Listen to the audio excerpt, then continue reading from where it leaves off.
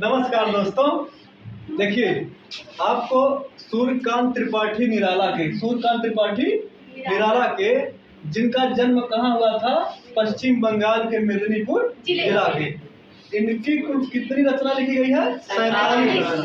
47 रचनाओं को एक कहानी के माध्यम से देखते हैं। जो कहानी है 6 शादियों पर आधारित है। कितनी शादियों पर? 6। अगर यहाँ गजानन देवी शादी और पद्मा देवी शादी को भी जोड़ दिया जाए तो क्या शादी हो गया? 8 शादी हो गया। 6 से कितना हो गया? 8। देखिए एक बार, यहाँ एक गजानन देवी है और एक कौन यहाँ पे? पद्मा देवी है। ये दोनों गजानन देवी जेठानी है और पद्मा देवी जो इनकी क्या है? देवरानी। तो गजानन देवी की जो शादी हुई है पंत से हुई है। अब पद्मा देवी की शादी किससे हुई है? पल्लव से। यानी पद्मा देवी के पति पल्लव हो गए और पल्लव की पत्नी कौन हो गई? पद्मा देवी। इसी प्रकार से पंत किसके पति हो गए? गजानन देवी। गजानन देवी के पति पंत हो गए और पंत की पत्नी कौन हो गई? गजानन देवी हो गई। तो गजानन देवी और पंत से एक पुत्र की क्या होती है? प्राप्ति होती है। पुत्र का नाम गजानन देवी ने क्या रखा है? निराला। क्या नाम रखा है? निराला। और यहाँ पद्मा देवी और पल्लव से भी एक पुत्र प्राप्त हुआ है। पुत्र का नाम यहाँ क्या रखा गया है? सुकुल। क्या नाम है? सुकुल। अब कुछ समय पश्चात जब निराला जो है शादी के लायक हो जाते हैं, मतलब 18 साल बाद, 21 साल बाद, कई साल बाद लड़कों की शादी होती है? 21 साल बाद। तो जैसे निराला 21 साल के होते हैं, एको दिन नहीं बीत पाता है, एको सेकंड नहीं बीतता है, तुरंत गजानन देवी सोचती है अब निराला कब उठा? तो गजानन देवी निराला का विवाह जो है पहले किससे कराती हैं? गीता से। तो गीता से जब विवाह होता है, ऐसा देख करके जो देवरानी थी उससे रहा नहीं गया। तो कहीं हमारा लड़का सुकुल वो 21 साल के बाद ना, अरे हो या ना हो, लेकिन लड़का शादी होनी चाहिए तो होनी चाहिए। तो यहाँ पद्मा देवी अपने पुत्र सुकुल का विवाह इंदु से कराते हैं। किससे कराते हैं? इंदु से करा देती हैं। क्या होता है? 1 साल बाद निराला और गीता से एक पुत्री पैदा होती है। क्या पैदा होती है? पुत्री का नाम गजानन देवी ने क्या रखा? परी। पुत्री का नाम क्या रखा? परी रखा गया। अब यहाँ पर क्या रखा गया? तो यहाँ से भी देखा जाए, इंदु और सुकुल से भी पुत्री की प्राप्ति हुई। पुत्री का नाम क्या रख दिया?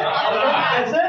तो यहाँ पद्मा देवी क्या कहती है? कहो गजोधरी के पोतिया का नाम रखा रहा परी। अगर वो अपने पोती नाम परी रखे हैं तो हम अपने पोती नाम अप्सरा रखा। तो परी से ये अप्सरा रखी गई।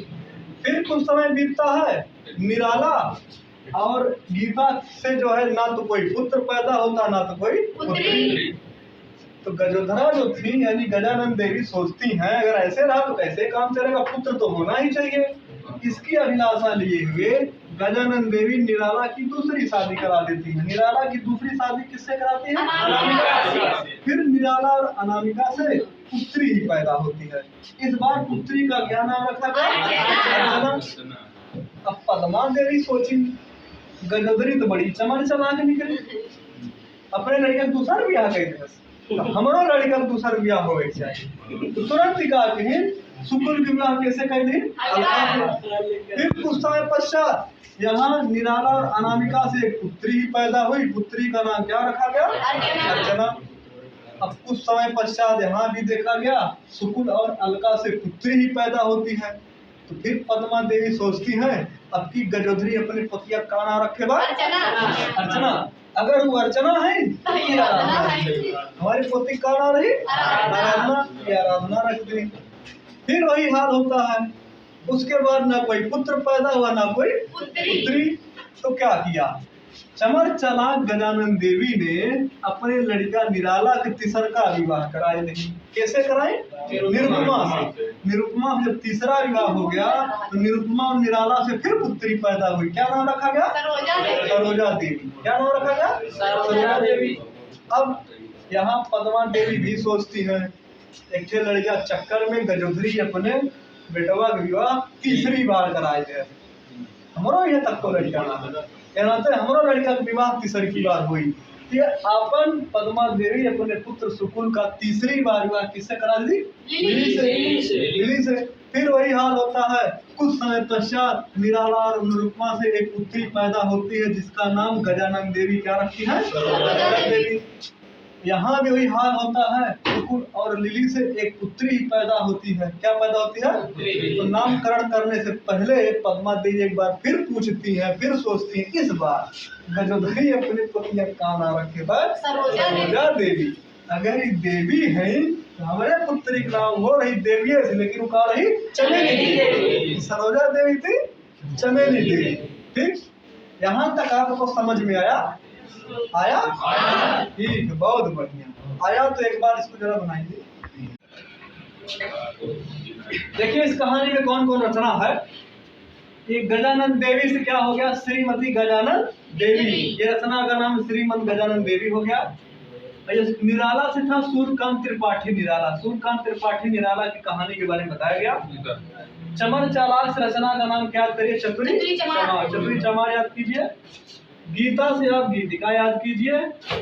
अनामिका रचना का ही नाम है। निरुपमा भी रचना का नाम है। परी, परी से क्या याद करिए? परिमल। परिमल रचना का नाम है। अर्चना ही रचना है।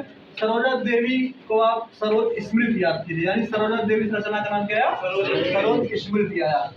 यहाँ पद्मा रचना का ही नाम है। अभी थोड़ी देर पहले आप जो देख रहे थे, गजानन देवी का विवाह हुआ था पंत से और पद्मा देवी का विवाह कराया था पल्लव से। यहाँ दोनों मिला के रचना का नाम पंत और पल्लव। पंत और पल्लव मिला के है। और सुकुल, सुकुल से पूरी रचना का नाम सुकुल की बीबी। पूरी रचना का नाम सुकुल की बीबी। इंदु, इंदु से पूरी रचना का नाम क्या बनेगा? इंदु लेखा। अलका रचना का नाम है। लिली रचना है। अप्सरा रचना है। आराधना की रचना है। चमेली देवी में केवल चमेली रचना। रचना का नाम क्या है? चमेली। एक बार और देख लीजिए रचना कौन कौन आया।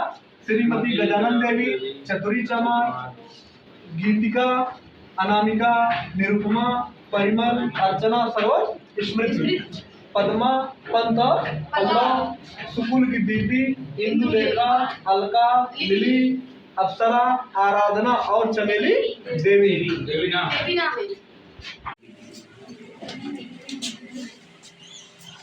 आगे देखो कहानी में क्या है। इसमें यहाँ एक क्या है? गजानन देवी किसकी अभिलाषा लिए हुए? पुत्र की अभिलाषा। अभी आपने पीछे क्या देखा कि ना गजानन देवी के यहाँ कोई पुत्र पैदा हुआ, ना पद्मा देवी के यहाँ कोई पुत्र पैदा हुआ। तो क्या की गजानन देवी अपने पूरे परिवार को लेकर के एक तुलसी का पेड़ लगाई। क्या लगाई? तुलसी का पेड़ लगाई है। तुलसी के पेड़ में नए नए पत्ते निकले हुए हैं, यहाँ कली भी निकली हुई है। तो पुत्र की अभिलाषा लिए हुए ये सब माने गजानन देवी का पूरा परिवार। सुबह की बेला में गीत पुंज गाते हैं। गीत में क्या चल रहा था? धुन में वर्दे वीणा वादनी वर्दे का ये धुन चल रहा था। करते हुए ये सब जो है ना भगवान राम की पूजा करते हैं। किसकी पूजा करते हैं? भगवान राम की। बैठे तुलसी के पेड़ के सामने, लेकिन फिर भी भगवान राम की पूजा करते हैं, क्योंकि बड़ी मिन्नतों के बाद भगवान राम भी क्या हुए थे? पैदा हुए थे, जैसा कि आपको पता ही है। तो क्या है कि अब जरा देखते हैं कि भगवान राम की पूजा करते हैं तो पद्मा देवी को पता चलता है कि वो लोग पुत्र की अभिलाषा लिए हुए तुलसी के पेड़ किनारे बैठ के आजकल राम की पूजा कर रहे हैं। हमको भी पूजा करना चाहिए उनके पूजा को भंग करने के लिए। तो पद्मा देवी देखिए इसमें क्या है? सुकुल, पद्मा देवी पुत्र कौन था? सुकुल। तो सुकुल जो था अड़ियल किस्म का आदमी था। किस किस्म का था? अड़ियल। इसके काले कारनामों की कहानी, कुल्लू घाटी के पहाड़ी के चोटी तक, कुल्लू घाटी के चोटी तक थी। यहाँ जो ब्रैकेट में अड़िमा लिखा है, दरअसल ये अड़िमा रचना का नाम है।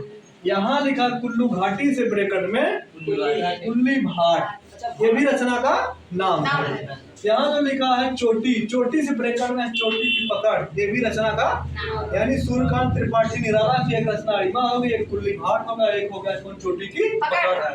तो अब जब पद्मा देवी को पता चलता है कि ये लोग तुलसी के पेड़ के सामने बैठकर भगवान राम की पूजा करते हैं, तो पद्मा देवी अपने परिवार के साथ निराला के प्रतियोगिता में काली अन्हरिया की संध्या में, यानी अन्हरिया रात है, संध्या में अपने परिवार के साथ बादल राग गाते हैं। कौन राग गा रही है? बादल राग गाते हैं। कुकुर मुत्ता की पूजा करते हैं। किसकी पूजा करते हैं? कुकुर मुत्ता की पूजा करते हैं। ये लोग तुलसी की पूजा कर रहे थे, ये लोग किसकी पूजा करते हैं?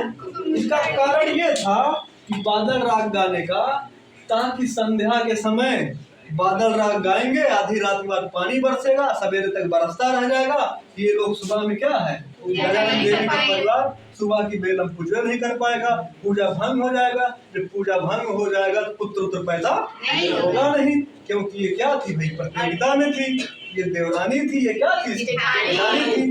दोनों में 36 का आंकड़ा था। किसका आंकड़ा था? 36 का। 36 का मतलब समझते हो? ये देखो लिखा जा रहा है 36। ये अगर हिंदी वाला 36 देखा जाए, हिंदी का 3 ये है और हिंदी का 6 ये है।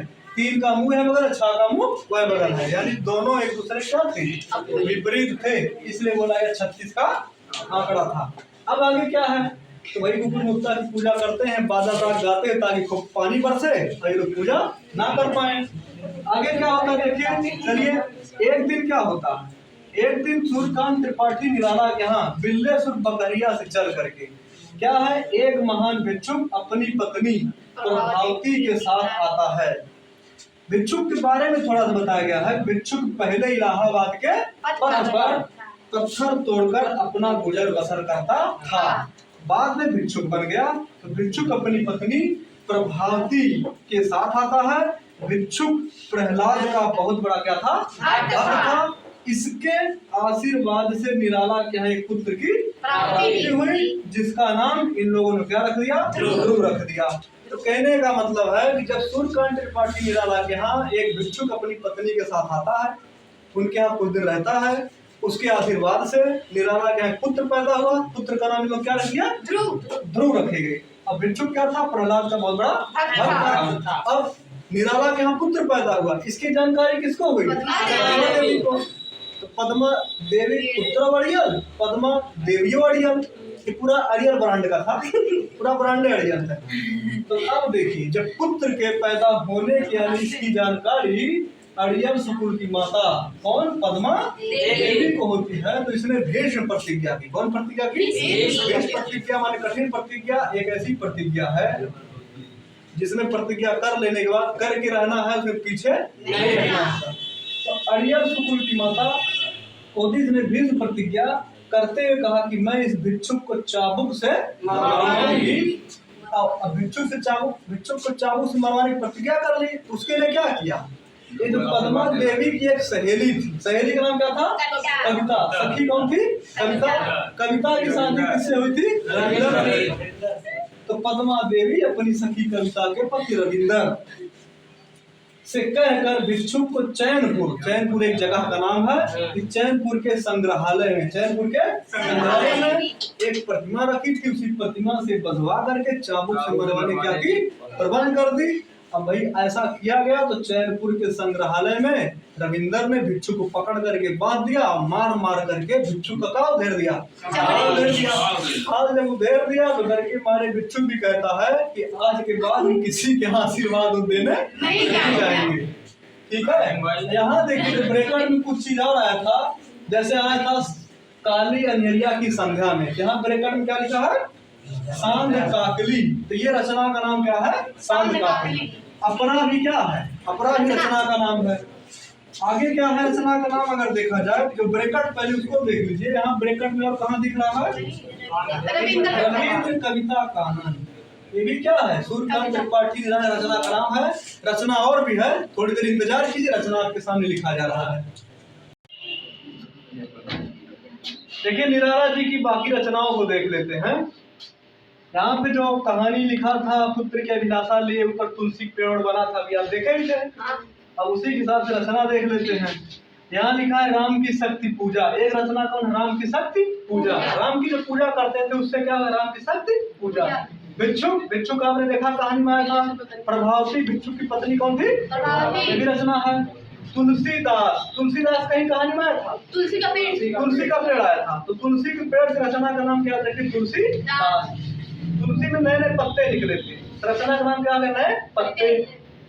बेला, किस बेला में पूजा करते थे? सुबह की बेला में। तो रचना का नाम बेला हो गया, रचना का नाम एक गीत पुंज हो गया, एक हो कली, कली निकली हुई थी ना तुलसी के पेड़ में, तो रचना का नाम क्या है? जूही की कली। और तो धुन पर रहा था वरदे वीणा वादिनी वरदे, ये देखिए रचना का नाम हो गया भक्त ध्रुव। ध्रुव पुत्र का नाम क्या था?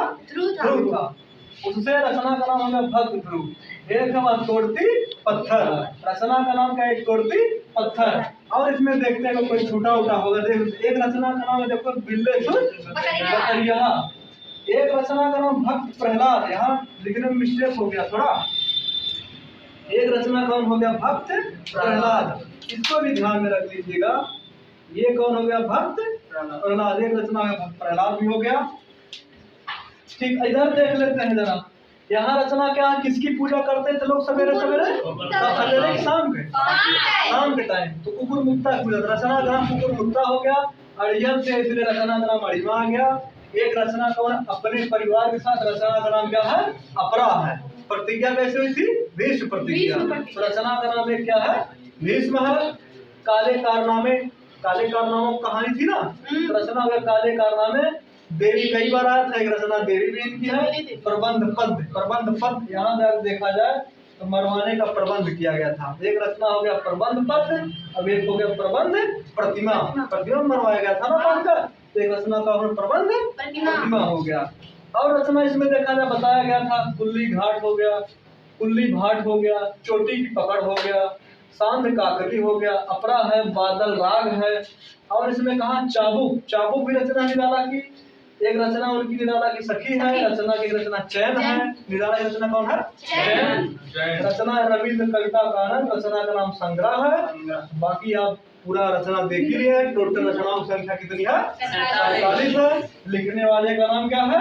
अनिरुद्ध मौर्य, यानी कि मेरा नाम अनिरुद्ध मौर्य, मैंने इसको लिखा है। ऐसे हमारे पास बहुत सी कविताएं, बहुत सी कहानियां, क्या है? बहुत सी कहानियां हैं। धीरे धीरे करके जो है आपको कहानियां सुना दिया जाएगा।